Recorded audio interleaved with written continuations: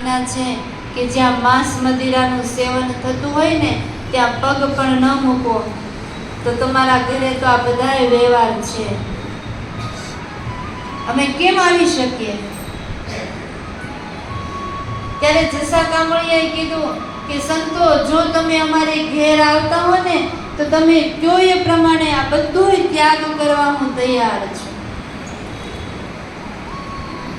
ત્યારે કૃપાનંદ સ્વામીએ કીધું કે ભાઈ, જો તમારે ઠાકોરજીની પધરામણી કરવી હોય, સંતોની પધરામણી કરવી હોય, સંતોનો થાળ કરાવવો હોય, તો તમે તમારા ઘરેથી આ બધું હટાવી દો. આજથી તમે માંસ મદિરાનો ત્યાગ કરો અને ઘરની અંદર આખા ઘરમાં નવેસરથી લીપણ કરાવો અને ઘરના જેટલા વાસણો છે એનો પણ ત્યાગ કરી દો.